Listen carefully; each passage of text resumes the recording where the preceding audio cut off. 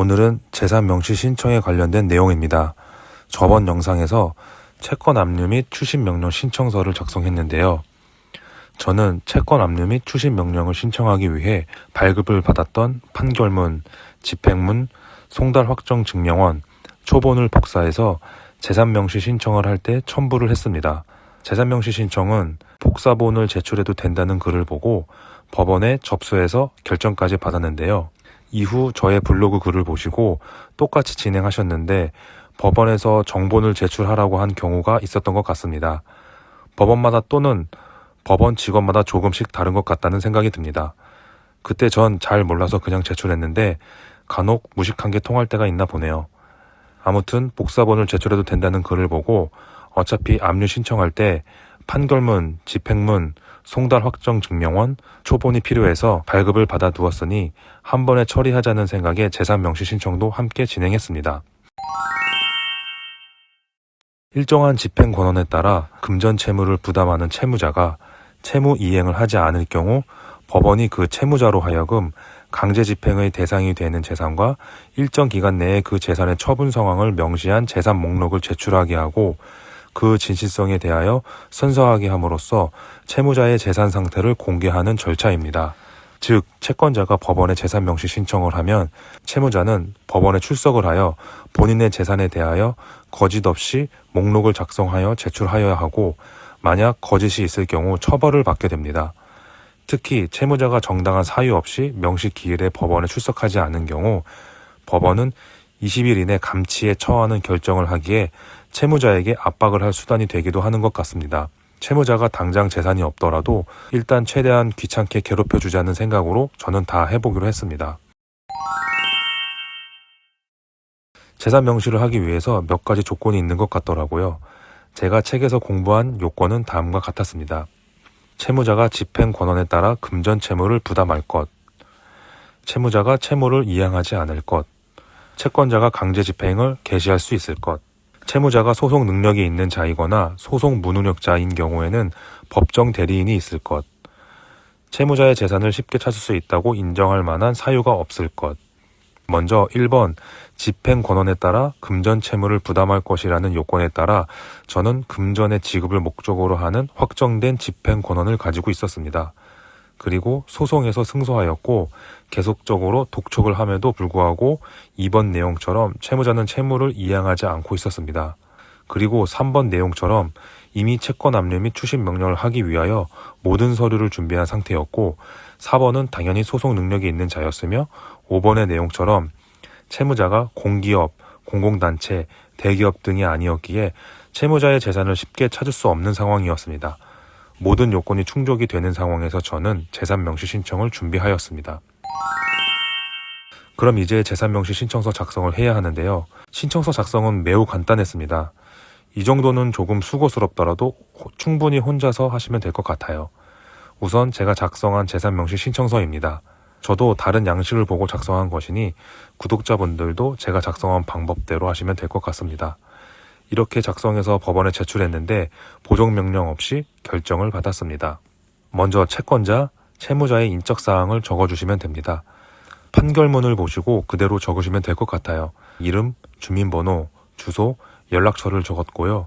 아래 채무자의 이름, 주민번호, 주소, 연락처를 적었습니다. 그리고 신청 취지에 채무자는 재산관계를 명시한 재산 목록을 제출하라 라는 명령을 구합니다라고 적어주시면 됩니다. 다음은 신청 사유를 적어주셔야 하는데요. 제가 작성한 것을 보시고 본인 상황에 맞게 편집하시면 됩니다. 신청 사유 1번은 집행 권한에 대한 내용입니다. 저는 소송을 통해 집행 권한을 얻었으니 소송을 진행한 법원과 사건 번호를 적고 언제 확정이 되었는지 확정일을 적었습니다. 확정일은 사건 번호를 조회하시면 됩니다. 아니면 송달 확정 증명원을 발급받았으니 이 서류를 보셔도 될 것 같네요. 이때 소송이 아닌 공증으로 집행 권한을 가지고 계신 분들도 계신데요. 이때는 여기에 채권자는 2020년 몇 월 며칠 공증인과 법무법인 뭐뭐에서 2020년 제 몇 호로 작성된 집행령 있는 공정증서라고 적으시면 될 것 같습니다. 공정증서에 있는 번호를 적는 것입니다. 2번은 채권자인 제가 언제 갚으라고 최고를 했는데도 불구하고 계속 이행하지 않고 있어 재산 명시를 신청하게 되었다고 적었습니다. 마지막으로 첨부 서류인데요. 첨부 서류는 어차피 채권 압류 및 추심 명령을 신청하기 위하여 발급을 해둔 판결문, 집행문, 송달 확정 증명원, 채무자의 초본을 첨부했고, 저는 전자소송이 아니라 우편으로 진행했기에 송달료를 납부하고 납부한 영수증을 첨부하였습니다. 그리고 신청일 날짜를 적고 채권자 이름을 적은 후 날인하였습니다. 관할법원이 중요한데요. 지급명령과 민사소송은 채권자 주소지 관할법원에 제출했는데 재산명시 신청은 채무자 주소지 관할법원입니다. 그래서 인천지방법원으로 했고요. 그럼 내가 인천을 가야 하나? 라고 생각하실 수 있는데 걱정 마세요. 재산명시에서 법원 출석은 채무자만 합니다. 저는 우편으로 진행을 했기에 신한은행 홈페이지에서 직접 인지대 송달료를 납부한 뒤 영수증을 출력해서 신청서에 첨부했습니다. 전자소송을 하시는 분들은 홈페이지에서 바로 결제를 하시면 될 것입니다. 저는 재산명시 신청을 2019년 6월에 신청했는데 이때 송달료 1회분이 4,800원이었습니다. 그래서 인지대 1,000원과 송달료 5회분, 당사자 2명, 송달료 5회분인 48,000원을 납입했습니다.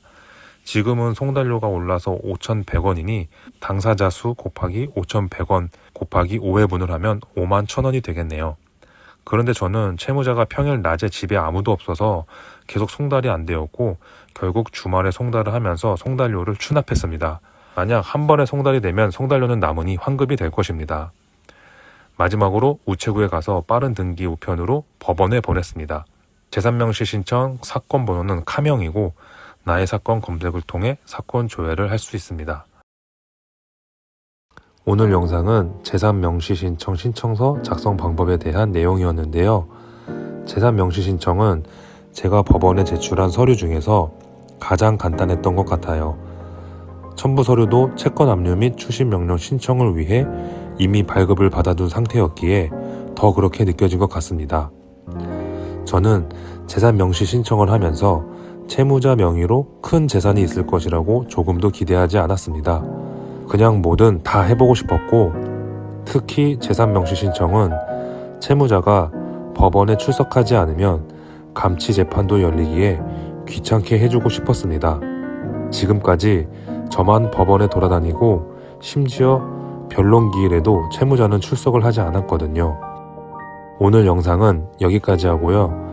재산명시 결과는 다음 영상에서 공개하겠습니다.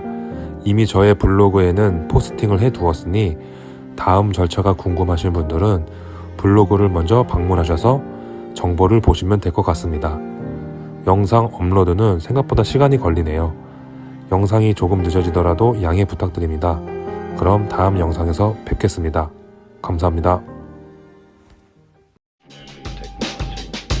Our perversions, the ancient